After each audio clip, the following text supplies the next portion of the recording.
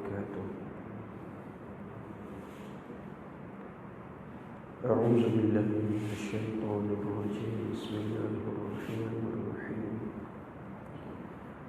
الحمد لله رب العالمين، والصلاة والسلام على أشرف الأنبياء والمرسلين وعلى آله وصحبه أجمعين. رب اشرح لي صدري ويسر لي أمري واحلل عقدة من لساني يفقهوا قولي. رب زدنا علما وارزقنا فهما. اللهم فقهنا في الدين وعلمنا تأويل. اللهم افتح علينا بفتوح العارفين. رب يسر ولا تعسر. رب تمم بالخير. اللهم صل على سيدنا محمد وعلى آله وصحبه وسلم. قال المصنف رحمه الله تعالى ونفعنا بعلومه وعلومنا في الدارين آمين يا رب العالمين. Faslun yang keempat pada menyatakan perut.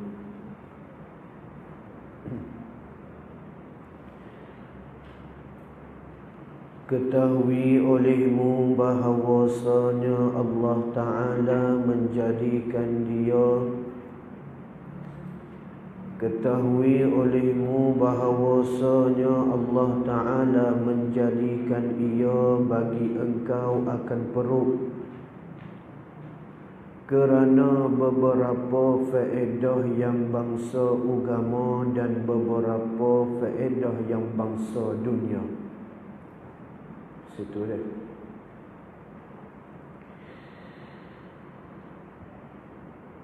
Ketahui olehmu bahawasanya Allah Ta'ala menjadikan ia bagi engkau akan perut, kerana beberapa faedah yang bangsa agama dan beberapa faedah yang bangsa dunia.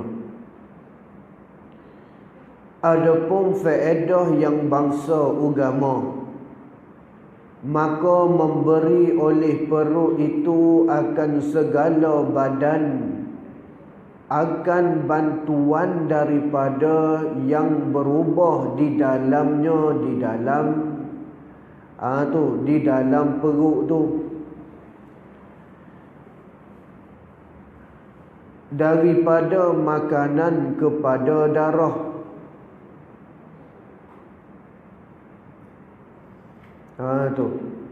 Maka memberi oleh perut itu akan segala badan, akan bantuan daripada berubah di dalamnya, daripada makanan kepada darah. Yang mana perut ni Allah Ta'ala bagi kepada kita supaya dia tu memberi bantuan kepada tubuh kita, badan kita, yang mana daripada makanan dia berubah jadi darah, dan kepada air mani, yakni dan daripada darah kepada air mani, yang dengan dia, dengan situ, dengan bisababih, iaitu dengan dia, dengan sebab dia mana dia air mani mendapat anak dan berkekalan oleh manusia. Apabila dapat anak, maka berkekalan menjadi keturunan bagi manusia. Maka berkekalan menjadi manusia, keturunan manusia itu adalah faedah yang bangsa agama. Kenapa? Kerana antaranya bila kita dapat anak, maka anak itu yang pertamanya dapat membantu kita, berdoakan kita, Tu dia duk doa walaupun walaupun kita sudah mati sekalipun anak duk doa. Dan juga manusia, keturunan manusia itu bila dia ramai maka berbangga Nabi SAW di yaumul qiyamah. Sebab itu berkekalan oleh manusia itu, keturunan manusia itu adalah faedah daripada faedah yang dibangsa daripada agama. Maka dengan sejahtera segala anggota perut. Apa anggota perut tu? Perut tu dia tu hak besar. Dalam perut tu dia termasuk juga seperti jantung dalam tubuh kita, dan limpa, dan paru-paru, dan perut besar, iaitu maidah besar. Maidah perut yang mana masuk makanan dia cerna jadi last sekali jadi najis. Tu termasuk dalam bab perut. Jantungnya, limpanya, paru-parunya dan juga perut yang besar iaitu maidah.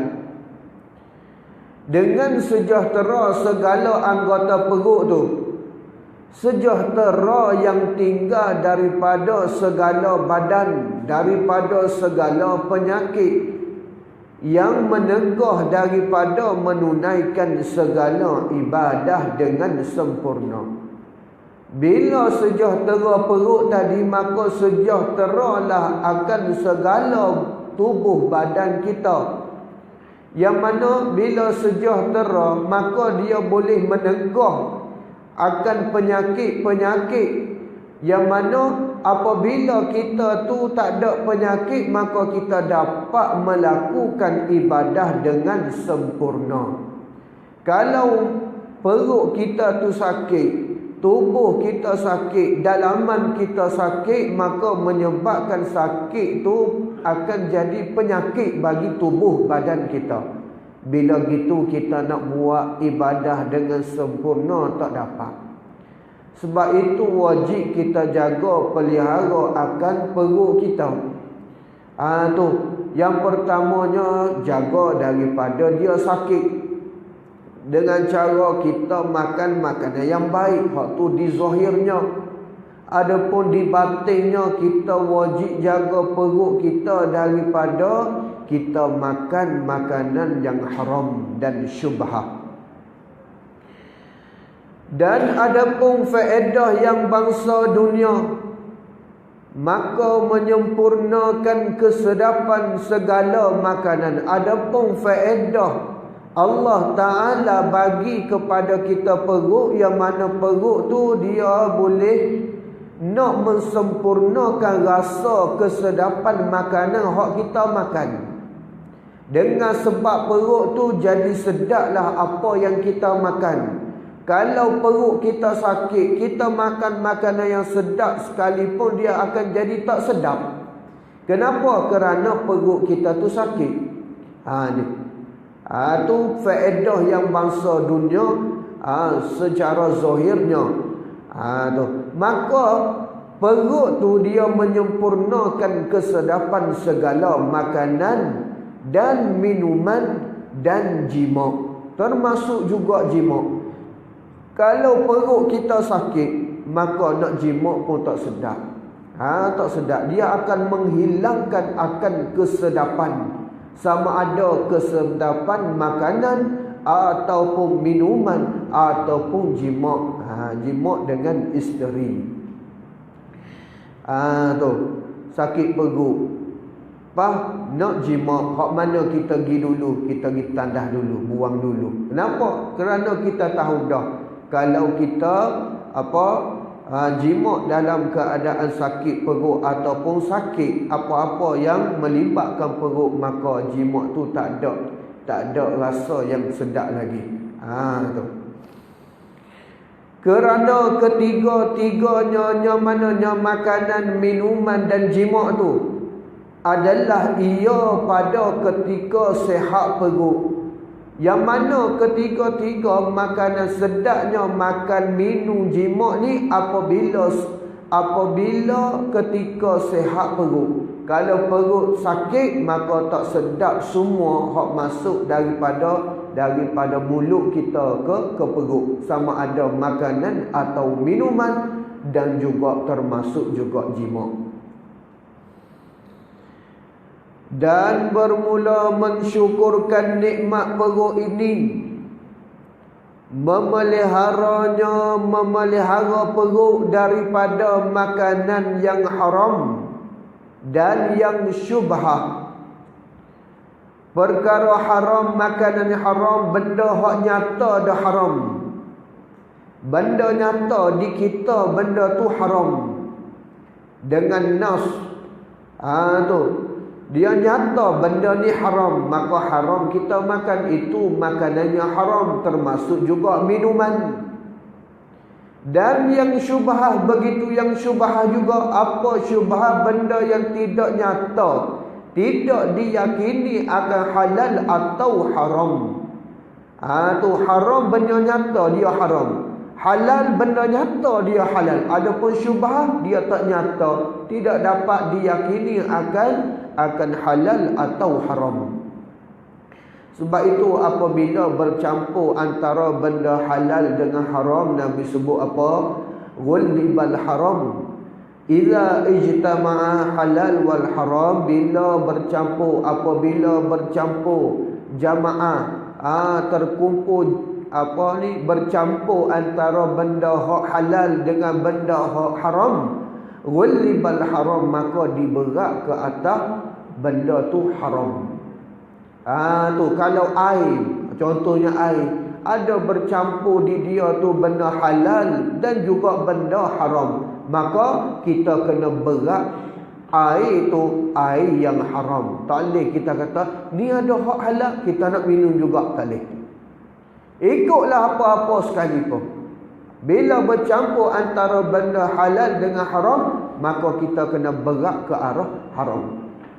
Tu. Maka apabila kita boleh sucikan benda tadi, kita boleh keluarkan benda haram, barulah benda tadi, perkara tadi jadi halal balik. Kalau tak, dia jadi kena berat kepada haram. Tu. Adapun syubhah, erti syubhah yang tiada diyakinkan akan halalnya halal yang sebab kita domain dia sebut yang, kita pun tu domain ke arah yang jugalah. Yang tu apa? Yang bukan sayang ni, yang iaitu perkara, benda. Tu yang tiada dia, yang apa? Benda, perkara yang tiada diyakinkan akan halalnya halal yang. Perkara tu, dan tiada diyakinkan akan haramnya haram yang. Yang tu apa? Perkara atau benda.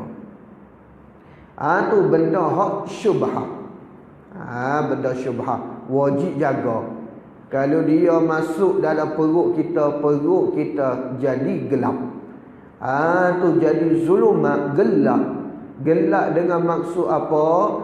Tu bukan gelap tengok gelap gelita, bukan. Gelap dengan maknanya kerah hati kita, teruk kita, amal kita tidak diterima oleh Allah Ta'ala. Tu.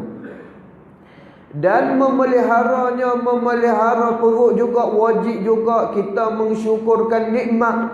Yang mana wajib kita mensyukuri nikmat dengan cara kita memeliharanya daripada bersangatan kenyang. Wajib juga jaga. Tu. Kenapa tu kena jaga daripada bersangatan kenyang? Kerana banyak perkara yang mana kebinasaan daripada bersangatan kenyang. Bila kita sangat kenyang, maka banyak benda hak tak baik daripada benda baik. Bila sangat kenyang, sebab tu kita kena berpada-pada. Berpada-pada. Yang mana Allah Ta'ala sebut apa? Kulu washrabu, makan minulah kamu. Allah Ta'ala suruh makan, suruh minum. Maknanya makan minum tadi benda hak halal pertama. Tu benda halal, makan ya. Mu nak minum, minumlah. Maka Allah Ta'ala sambung lagi, wala tusrifu, jangan kamu berdoa. Tu jangan kamu berdoa ni bersangatan. Lobo. Tu innahu la yuhibbul musrifin, yang mana Allah Ta'ala tidak suka orang yang musrifin, yang lobo, yang bersangatan pada makan dan minum. Tu jadi agama syarak jaga perkara tadi. Walaupun perkara tadi, benda tadi, makanan tadi, minuman tadi hak halal sekalipun, walaupun benda tu halal sekalipun, tapi jangan kamu lobo, bersangatan. Jangan bersangatan. Tu kita asal halal agak makan sungguh-sungguh. Bila makan sungguh-sungguh tu kenyang buta. Nak buat ibadah malah, nak berzikir malah, cara nak tidur. Tu nanti dia akan sebut perkara hak tidak baik bila bersangatan kenyang. Orang yang mana lobo pada makanan ni, lobo, bersungguh, telongok sangat kepada makanan, yang mana agama syarak takut dia jatuh kepada ke arah ke arah benda hak haram. Nanti dia akan sebut kenapa kita disuruh supaya jaga, pelihara perut kita daripada bersangatan kenyang, lobo pada makanan.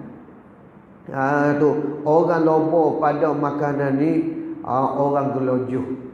Makan perut kita ni qada hak mana kita nak dirikan tubuh badan kita untuk melakukan ibadah. Kita makan tu nak buat ibadah, baru makan minum kita jadi ibadah. Tapi kalau makan minum kita semata-mata kerana hawa nafsu, maka dia tak boleh, dia jadi malas, jadi lemah nak buat ibadah. Tu. Maka hendaklah bersungguh-sungguh engkau memelihara perut itu daripada yang yakni makanan atau minuman yang haram. Dan yang syubhah, begitu juga benda-benda atau makanan atau minuman yang syubhah. Wajib kita bersungguh-sungguh pelihara perut daripada benda hak haram dan syubhah. Kenapa tu? Kerana elah dia kerana 3 perkara. Tu 3 perkara. Kenapa Allah Ta'ala suruh kita ni jaga perut daripada benda hak haram dan syubhat? Ada 3 perkara. Pertama, kerana takut daripada seksa api neraka. Tu kerana takut, yang mana Allah Ta'ala janji akan janjian seksa ke atas orang yang mana makan atau minum atau masuk dalam tubuh dia, dalam badan dia akan benda hak haram. Tu yang mana telah berfirman Allah Ta'ala, a'udzu billahi minasyaitonir rajim, innal ladzina ya'kuluna amwalal yatama zulma innama ya'kuluna fi butunihim naran wa sayaslawna sa'ira. Nombor 1 Suratun Nisa ayat rakam nombor 10. Artinya bahawasanya sekalian mereka yang makan mereka itu harta anak yatim kerana zalim. Tu yang mana kalau kita tengok Allah Ta'ala gunakan inna, itu maknanya taukid dah. Taukid dah, sesungguhnya, bahawasanya. Ni sungguh ni orang yang mana makan akan harta anak yatim secara zalim. Ni hanya sanya innama Allah Ta'ala bagi taukid pula. 2 kali taukid dalam 1 ayat. Nak kata sungguh ni teruk orang ni kena. kena seksaan api neraka. Hanya innama ya'kuluna fi butunihim nara. Hanya sahaja makan mereka itu orang yang makan akan harta anak yatim secara zalim. Dengan cara zalim, di dalam perut mereka itu akan sebab bagi api neraka bila akhirat kelak. Tu wasayaslawna sa'ira, selagi dan selagi akan masuk mereka itu ke dalam api neraka yang bernyala-nyala. Itu perkara hak pertama, janji seksa yang mana bagi orang yang makan benda haram dan yang syubhat. Waktu wajib kita pelihara perut kita daripada dimasuki perkara haram dan syubhat. Yang mana orang tu makan akan harta anak yatim secara zalim. Apa maksud zalim? Tu zalim. Zalim ni dia ada banyak maksud dia, takrif dia. Tu antaranya iaitu kita meletakkan sesuatu pada bukan tempat dia, itu pun zalim. Tu maksud zalim juga. Kita meletakkan sesuatu pada bukan tempat dia, itu orang zalim. Tak patut kita letak situ, tiba-tiba kita pergi letak, maka orang ni orang zalim. Yang kedua, tu antaranya maksud takrif zalim tu, kita memerintah barang orang lain tanpa izin impunya dia. Kita merintah, kita ambil, kita buat akan barang orang lain tanpa izin dia. Itu pun zalim. Zalim. Kita ambil, kita perintah, kita buat hak kita sendiri, sedangkan benda tadi adalah hak orang lain. Itu zalim. Kita ambil harta anak yatim, ikutlah harta siapa pun. Di sini disebut anak yatim. Di sini Allah Ta'ala sebut pada anak yatim. Maka kita boleh tengoklah pada hak orang lain pula. Sama juga, asalkan hak orang lain kita ambil secara zalim, kita guna, kita perintah yang mana bukan hak kita, itu pun termasuk daripada ayat ni. Tapi sini sebut anak yatim. Tu.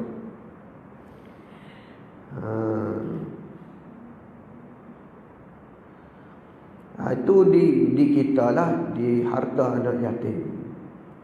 Kalau kita nak hurai dalam bab usuluddin, dalam bab usuluddin, dalam bab takdir Allah Ta'ala, tu yang mana kita tidak faham akan takrif zalim, yang mana Allah Ta'ala takdir kepada hamba dia, kepada makhluk dia. Tiba-tiba kita rasa dizalimi akan takdir itu. Salah.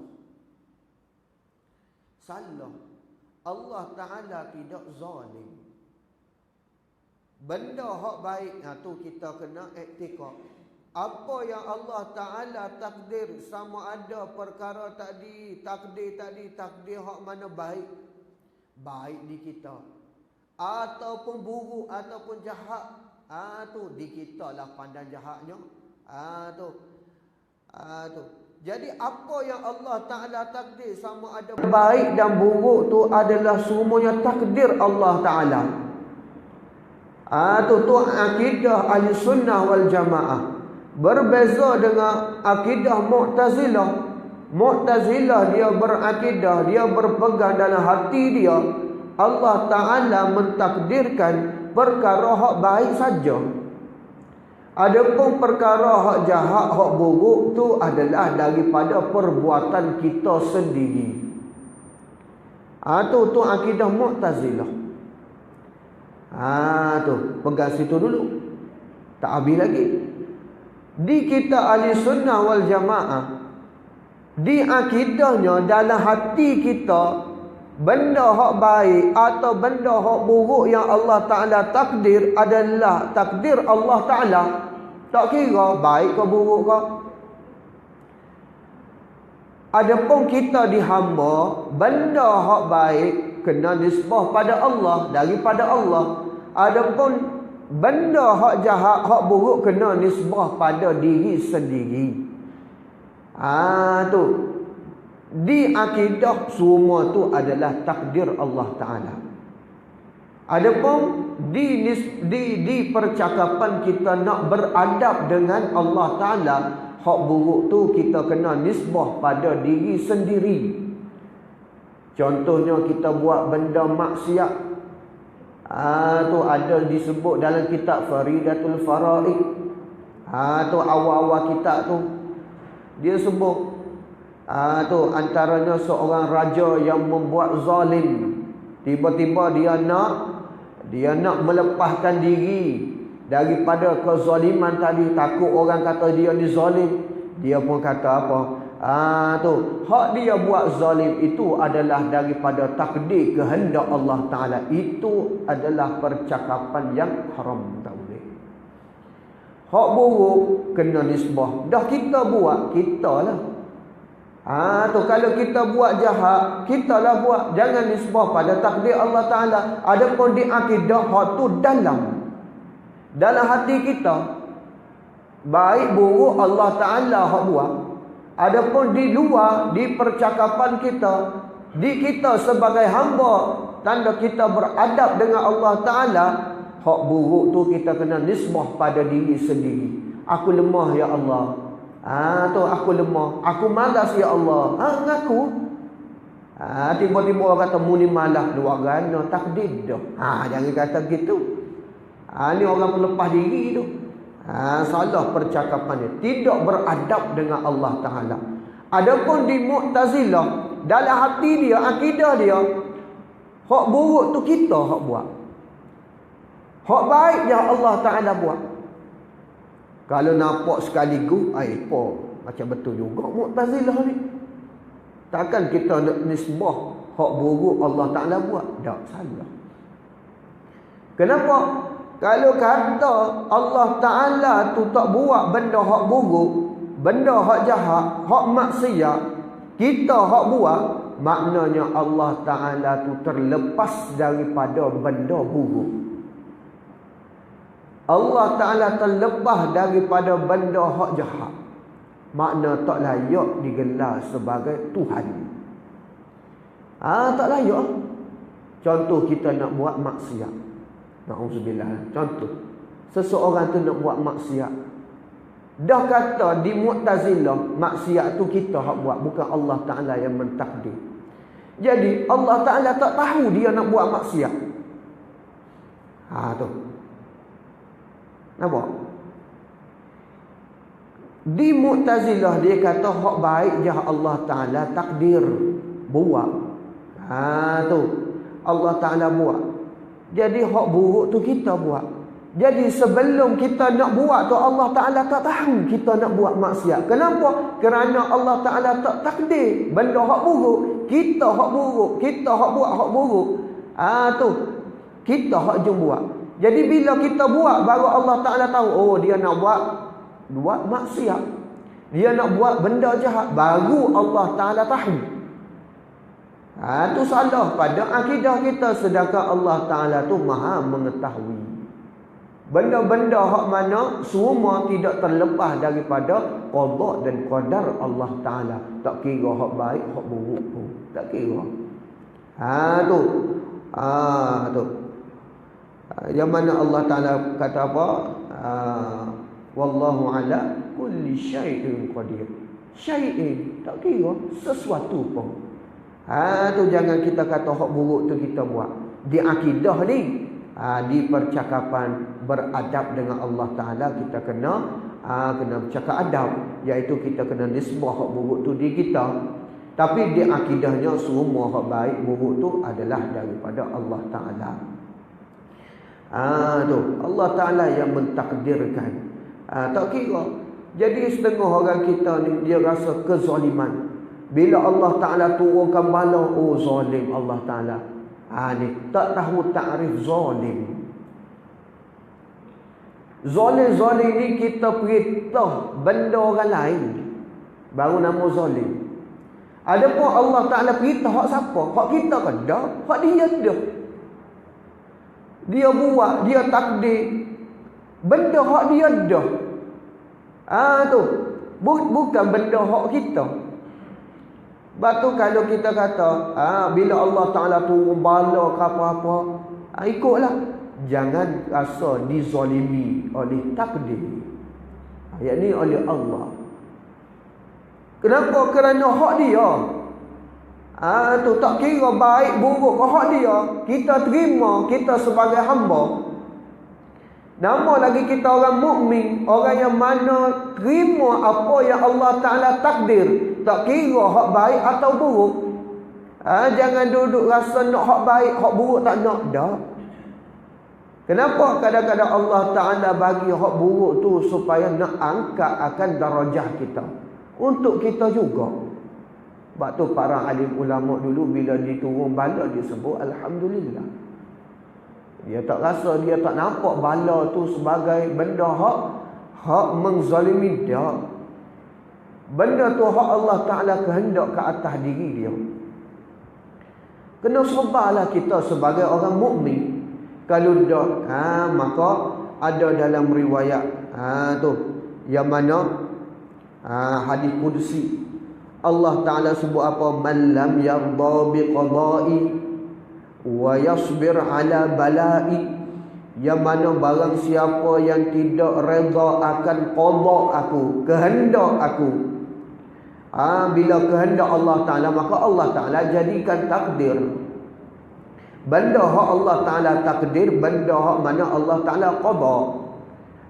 Tu Allah Ta'ala tidak buat perkara hak mana dia tidak kehendak. Dia akan buat apa hak dia kehendak. Tu barang siapa yang mana dia tidak reda dengan kehendak aku, wa yusbir, dan juga dia walam yasbir, dan juga dia tu tidak sabar ke atas bala aku, falyaltamis rabban siwah. Tu maka mu carilah Tuhan yang lain selain daripada aku.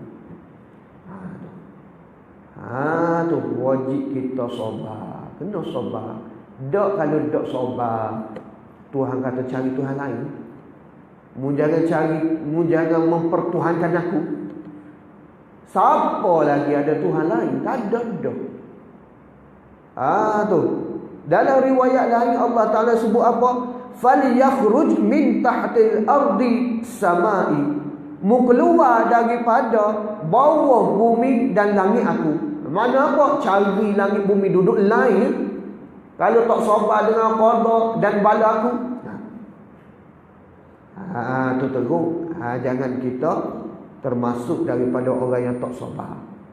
Bila kita duk berzikir raditu billahi rabba wa bil islami dina wa bi muhammadin nabiyyan wa rasula. Raditu billahi rabba.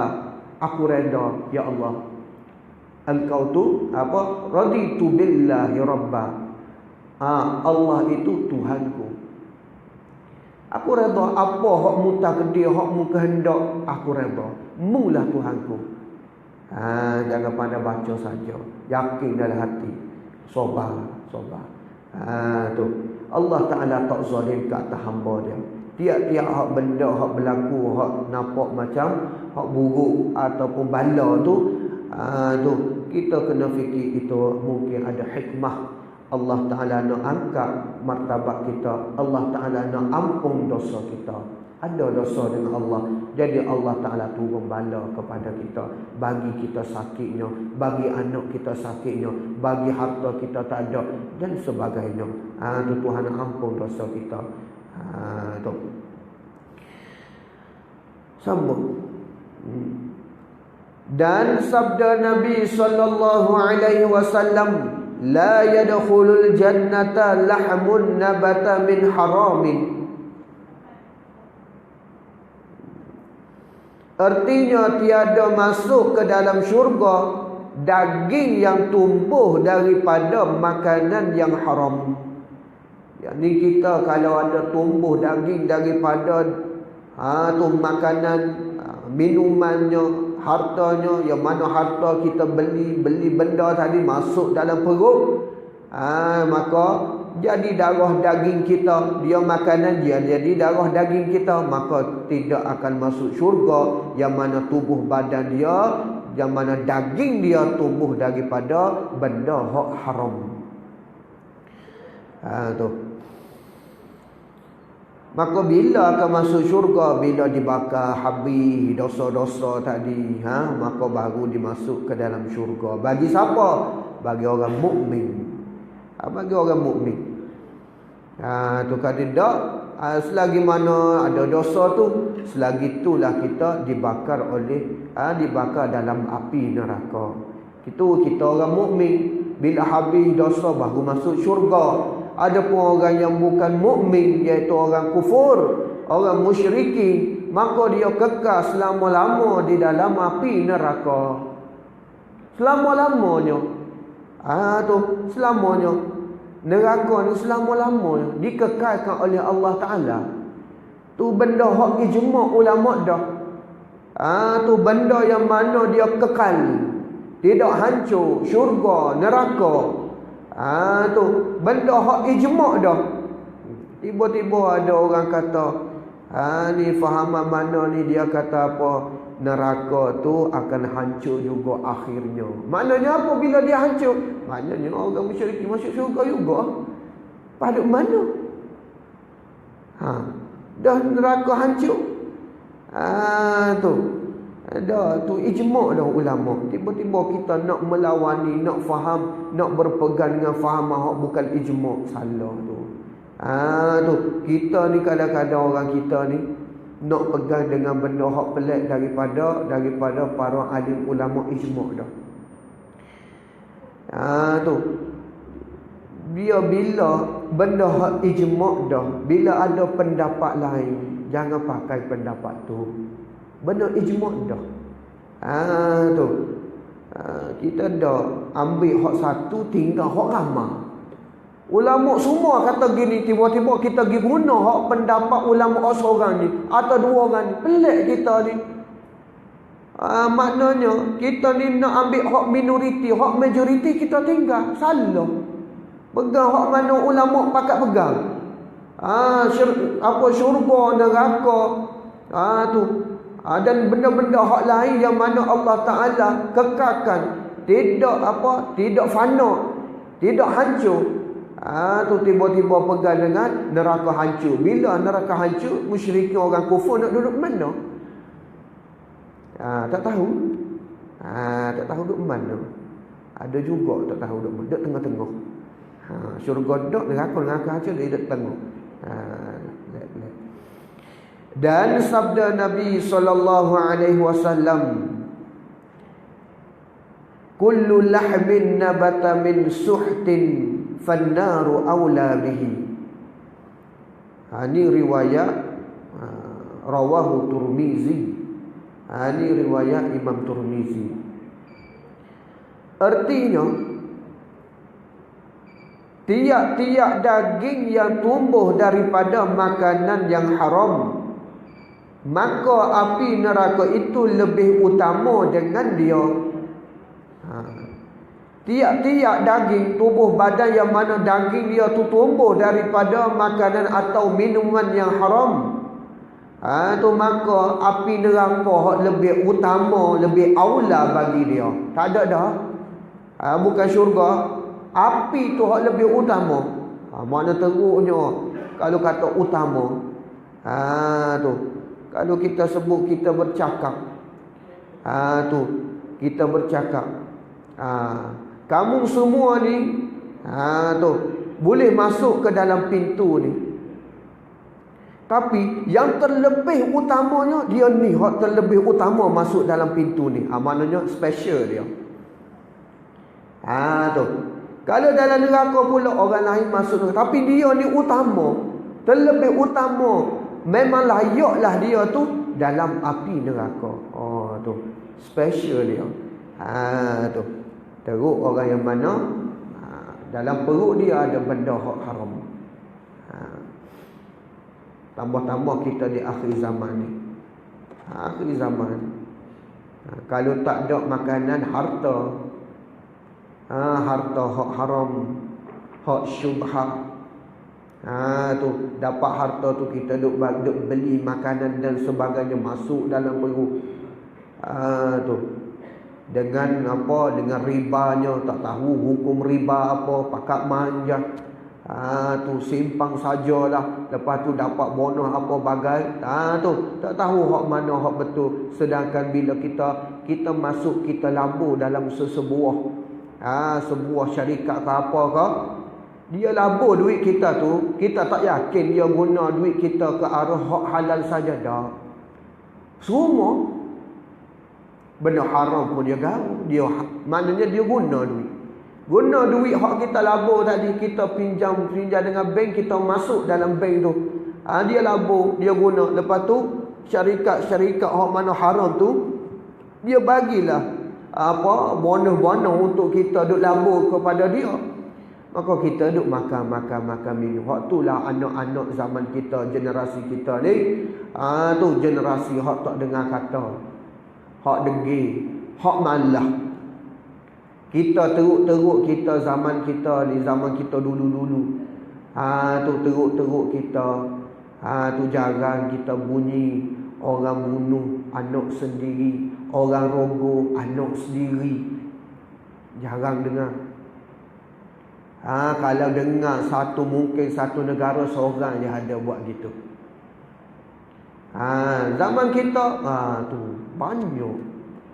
Rogoh anak sendiri, bunuh anak sendiri, bunuh isteri sendiri, bunuh mak ayah sendiri. Mana kesilapan dia?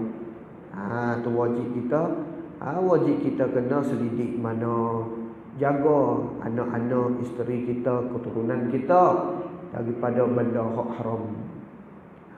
Bila kita jaga dia, insya-Allah dia terpelihara daripada benda-benda mungkar ni. Dan sabda Nabi SAW, mesti ni sterik ni. Kita takut juga. Takut ada nak azan. Tak apa, kalau bagi tahu tak apa. Sebab setengah-setengah tempat tu dia azan dulu. Dan sabda Nabi SAW, famanittaqash syubuhati faqad istabra'a lidinihi wa irdihi. Bukan wa'am tu, wa irdihi. Nombor 1, rawahu syaikhan. Siapa syaikhan? Iaitu Imam Bukhari dan Muslim. Daripadalah dari An-Nu'man bin Bashir radhiyallahu anhuma. Nu'man sahabat Nabi, Bashir pun sahabat Nabi. Maka didomikan anhuma. Maka barang siapa memelihara diri barang siapa daripada segala yang syubhat, maka sungguhnya telah menuntut bersih ia akan agamanya dan dirinya. Nabi kata apa? Barang siapa yang mana dia pelihara daripada benda hak syubhat, sungguhnya orang ni orang yang mana menuntut bersih, orang yang membersih agamanya dan dirinya. Siapa? Iaitu orang yang pelihara daripada perkara syubhat. Tu. Yang kedua daripada 3 perkara hak mana kenapa wajib kita pelihara perut daripada benda haram dan syubhat. Dia kata ada 3 perkara. Yang kedua, bahawasanya yang makan, yakni orang yang makan akan makanan yang haram dan yang syubhat itu, tiada diberi petunjuk akan dia yang makan, iaitu orang, kepada ibadah. Dia tak dapat petunjuk. Petunjuk tak dapat. Taufik lagi dah tak dapat. Petunjuk tu hidayah. Tu al-musilu ila Allah. Tu orang yang mana musilu, jalan yang mana nak sampai kepada Allah, tu hidayah. Dapat petunjuk jalan kepada Allah, tu hidayah. Petunjuk taufik yang mana Allah Taala khalqu qadratu tu lil abdi lil ibadah. Allah Taala jadikan kudrat, ring, kuasa kepada hamba dia untuk buat ibadah. Itu taufik.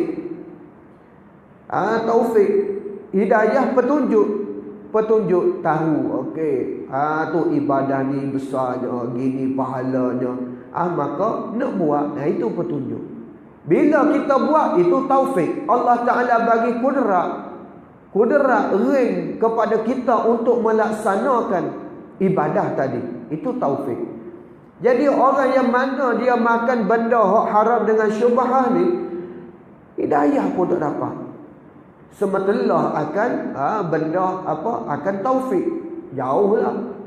Nak buat, bukan nak buat, nak dapat hidayah supaya terbuka hati dia nak buat ibadah tu pun tak dapat.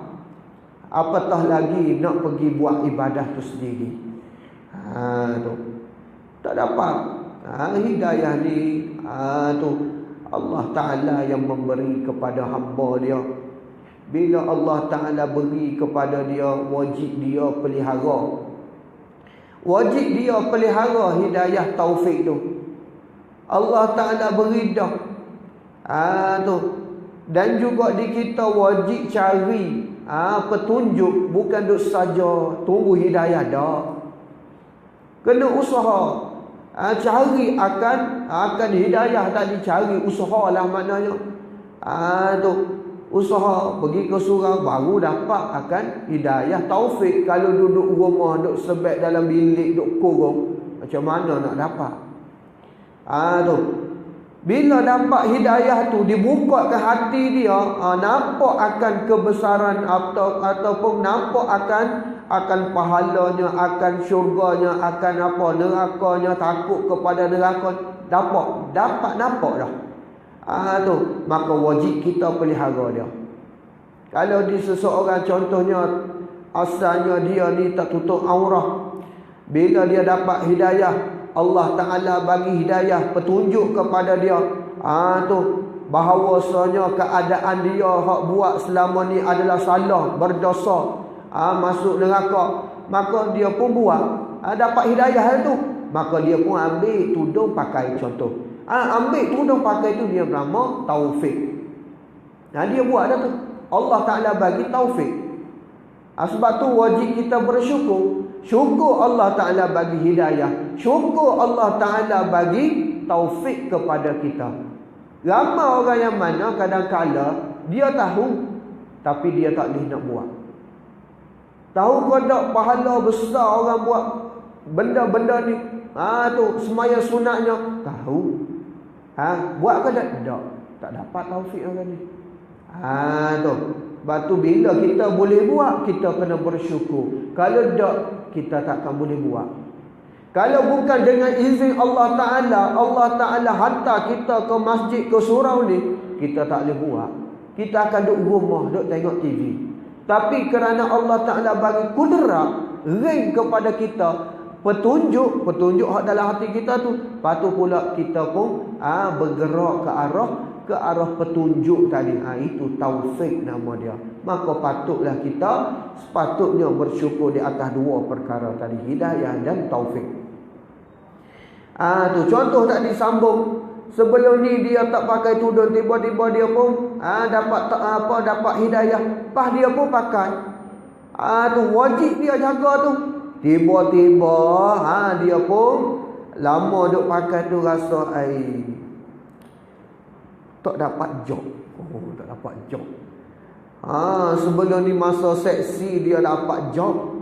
Tu orang panggil buat ni, buat tu, duta ni. Tu fashion ni. Tiba-tiba bila tutup aurat molek ni, tak dapat job. Dia pun nak buka balik. Orang ni teruk. Dapat dah taufik hidayah Allah Ta'ala, wajib dia pelihara. Tiba-tiba dia nak buang balik. Tu bahaya kan ni. Tu jaga, wajib jaga. Bila Allah Ta'ala letak kita ahli ilmi, orang yang belajar ilmu, maka wajib kita pelihara akan belajar ilmu. Jangan pula hari ni kita nak belajar, tiba-tiba satu hari tu kita pun jadi malas. Malas aku pergi belajar.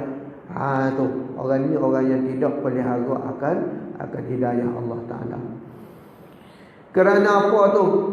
Tu tak dapat petunjuk nak buat ibadah kerana tiada patut bagi mengerjakan ibadah itu melainkan yang suci daripada segala kekotoran. Kenapa orang yang mana dia melakukan, yang makan atau minum benda haram dan syubhah ni tak dapat petunjuk? Kerana tak patut orang yang mana nak buat ibadah, dia ni kotor. Ada kekotoran pada diri dia. Sebab tu dia tak dapat petunjuk. Sama ada kotoran yang dapat dilihat dengan mata, iaitu dinamakan hissi. Kotoran yang dapat dilihat dengan mata, kotoran yang basah hissi. Apa tu? Iaitu seperti najis.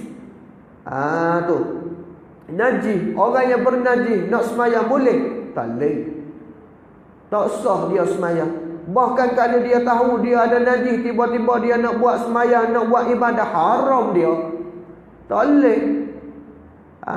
Tu dia ni orang yang mana? Orang mana tahu dah ada najis di tubuh dia, tiba-tiba nak semayang juga, maka orang ni haram. Mempermain-mainkan ibadah. Tu tak boleh. Tu tak sah ibadah dia. Atau kotoran yang tiada dapat dilihat, iaitu kotoran bahasa maknawi, yang tak dapat dilihat seperti hadas kecil dan hadas besar. Hadas kecil ni kecil berak. Hadas besar junub, keluar mani, bertemu dua anggota sulit tu. Tu hadas besar. Dikira di dia tu berhadas. Air kecil tak ada dah, kering dah, berak, tahi tak ada dah, tapi tak basuh. Dia ni tak boleh basuh. Tu istinja pun dah.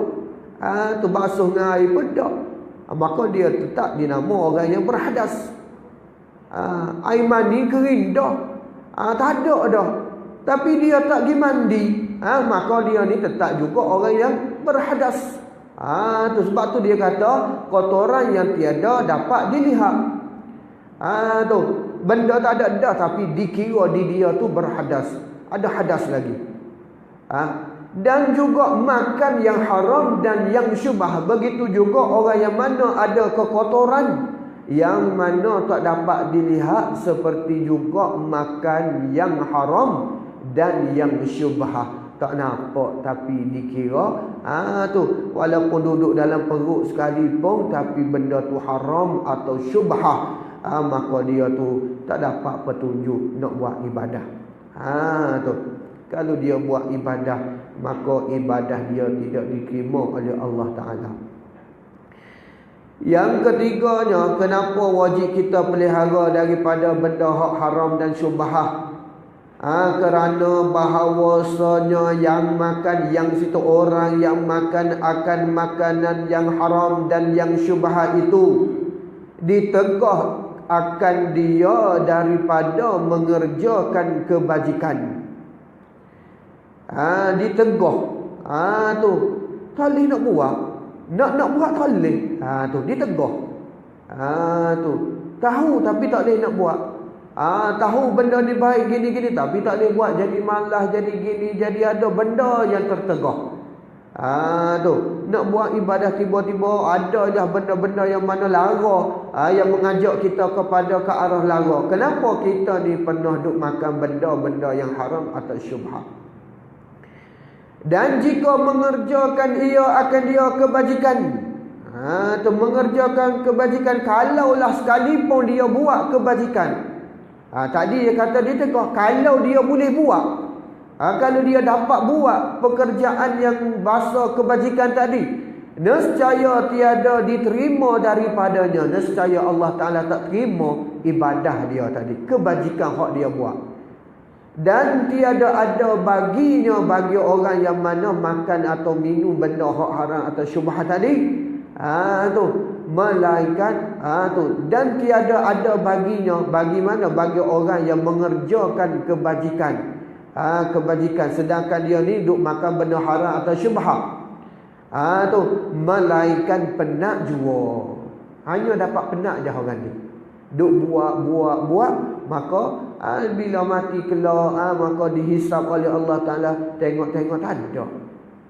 Kenapa? Kerana dalam perut dia tu penuh benda hak haram dan syubhat. Tu. Maka di sini jangan pula kita fikir, kita faham, oh aku ni makan benda hak haram dan syubhat, lalu gitu kalau aku buat ibadah pun Allah Ta'ala tak terima, baik tak payah buat. Ni salah. Ni lagi teruk. Dah lah buat benda haram, lepas tak boleh buat pula, tak nak buat pula benda hak wajib atas dia. Ni lagi teruk. Buat hak wajib tetap buat. Kalau kita ni ada benda hak haram, makan benda haram dengan syubhat, maka sucikan dia, barulah ibadah kita tu diterima. Jangan pula mentang kita makan benda haram kita kata tak payah buat. Buat pun tak ada saja. Penat-penat ya, Allah Ta'ala tak terima. Hak ni lagi teruk orang ni. Dah lah tak semayang bang, lepas tu makan benda haram pula, 2 kali pula ganda dosa dia. Tu berbeza dengan orang hak mana dia makan benda haram tapi semayang juga. Walaupun semayang dia tidak terima, tapi dia melaksana kewajipan hak Allah Ta'ala perintah. Tapi sampai bila kita duduk dalam tu? Dah boleh duduk gitu. Tu kita takkan nak mati bawa ibadah hak tak diterima. Maka caranya sucikan perut kita ni. Itu ubat dia, cara dia, jalan dia.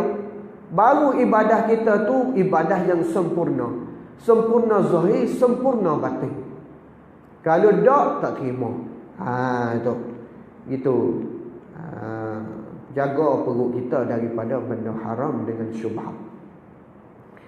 Sabda Nabi SAW, kam min qa'imin laysa lahu min qiyamihi illa sahru, wa kam min sha'imin laysa lahu min siyamihi illa ju'u wa zama'u. Sikit lagi lah, nak habis itu. Apa kata Nabi SAW? Hadis ini riwayat daripada Nasa'i dan Ibnu Majah. Beberapa banyak daripada yakni orang yang sembahyang malam, tiada ada baginya daripada sembahyangnya melainkan berjaga.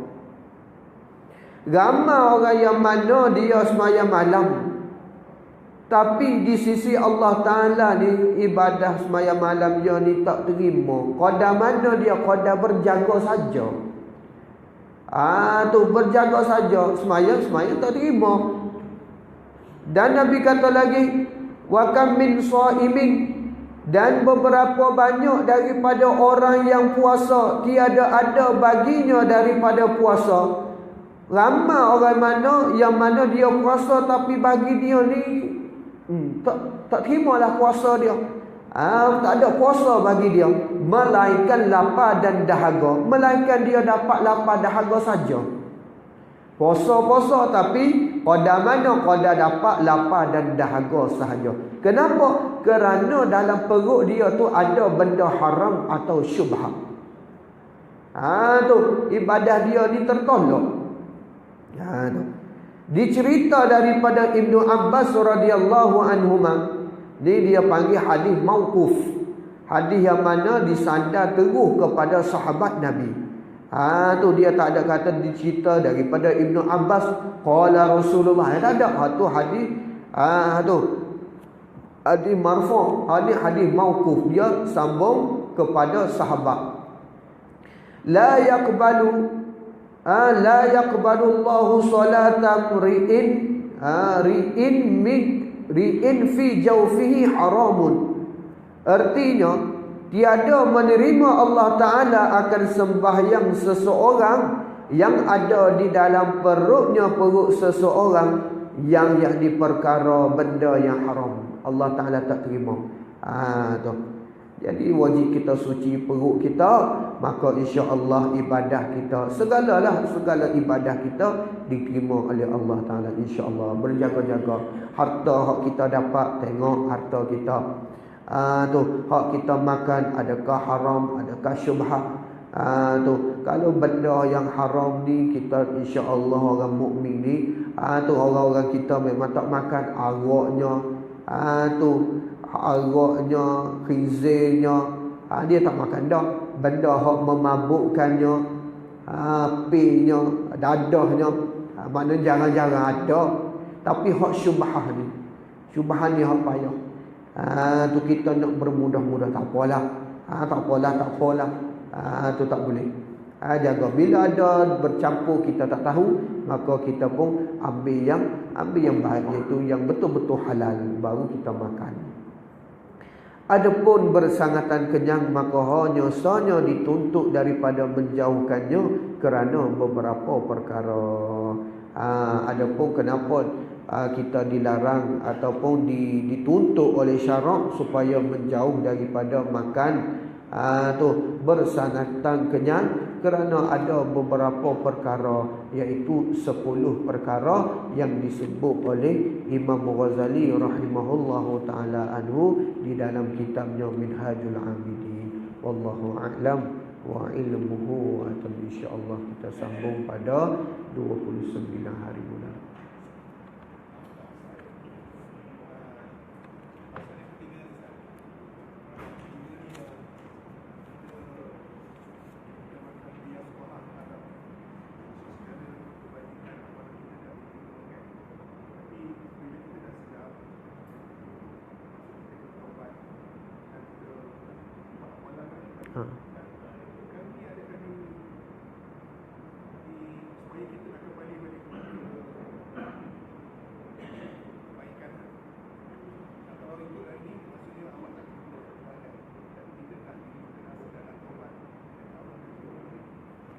Okey. Macam mana amal kita sebelum ni? Yang mana sebelum ni kita makan benda haram atau syubhat. Bila kita diberi kesedaran, maka kita pun insaf, kita taubat. Maka macam mana dengan ibadah-ibadah kita yang sebelum ni? Adakah Allah Ta'ala akan terima? Maka apabila kita dapat hidayah, kita taubat, maka hak tu yang terlebih besar bagi kita. Tak ada dah. Tak ada dah. Ibadah hak paling besar, pahala yang paling kita besar, kita insaf dengan apa hak kita buat sebelum ni. Seolah-olahnya kalau kita diterima taubat oleh Allah Ta'ala, kosong dosa kita. Kosong. Tu tak ada dosa dah dalam bab tu. Dalam bab tu. Jadi ibadah kita hak lain. Minta moga-moga Allah Ta'ala terima. Kita nak jawab dengan yakin tak boleh. Bukan hak kita nak jawab. Tu kita tak tahu. Jadi minta mudah-mudahannya ibadah kita hak sebelum ni Allah Ta'ala ampunkan kita. Dosa-dosa sebelum ni ampun. Hak sebelum ibadah kita Allah Ta'ala terima. Gitu. Dan kita boleh boleh insaf tu bila kita taubat tu. Tu besar. Nampak dah. Kita nampak dah jalan hak sebenar.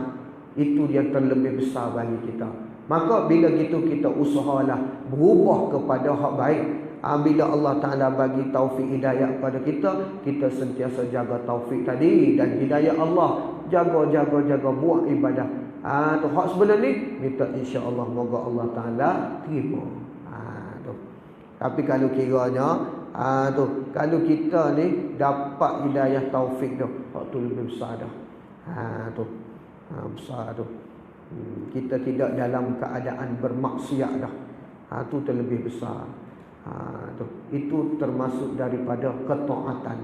Taat ni sama ada kita buat benda hak baik ataupun kita jauh daripada benda mungkar maksiat, itu pun taat juga, termasuk orang yang melakukan taat. Maka di situ ulama tafsir orang yang taat ni orang yang mana. Setengah ulama dia kata orang yang taat ni orang yang melakukan kebajikan, yang ikut perintah Allah. Ada pun setengah ulama lagi kata tak, hak tu ya juga tapi kedua. Hak pertamanya orang yang taat ni orang yang tidak melakukan perkara hak Allah Ta'ala larang. Hak tu, hak mula-mula nama dia orang yang taat. Bila kita dapat akan hidayah, taufik hidayah, kita pun insaf, kita tak melakukan akan benda tadi, tak makan benda haram, tak makan benda syubhah, maka kita ni termasuk orang yang taat. Maka kita pun buatlah ibadah. Tu. Taat dua-dua taat, tapi hak mana dulu, hak mana kemudian. Tu ulama yang bincangkan. Bincang apa takrif dia, termasuk daripada taat tu. Wallahu a'lam, insya-Allah. Moga-moga hak sebelum ni Allah Taala ampun dan Allah Taala terima ibadah kita. Pakat-pakat doa kita sama-sama, kita orang mukmin tu, supaya kita tidak jauh daripada kebenaran. Tambah-tambah kita di akhir zaman yang mana fitnah, macam-macam fitnah. Kadang-kadang kita nampak benda tu bagus, baik. Tu sebab apa? Kerana kadang-kadang orang yang bercakap tu orang yang mana berpakaian baik, berkopiahnya, berjubahnya, berserbannya, bertaitalnya, nampak baik, tapi telah jauh daripada menyimpan daripada ijma' ulama. Benda-benda fitnah ni keluar zaman kita. Maka minta jauh daripada benda-benda tadi. Wallahu a'lam, insya-Allah. أعوذ بالله من الشيطان الرجيم. بسم الله الرحمن الرحيم. الحمد لله رب العالمين، والصلاة والسلام على أشرف الأنبياء والمرسلين وعلى آله وصحبه أجمعين. اللهم اغفر ذنوبنا ولوالدينا وارحمهما كما ربيانا صغيرا، ولجميع المسلمين والمسلمات والمؤمنين والمؤمنات الأحياء والأموات. وصلى الله على سيدنا محمد وعلى آله وصحبه أجمعين، والحمد لله رب العالمين.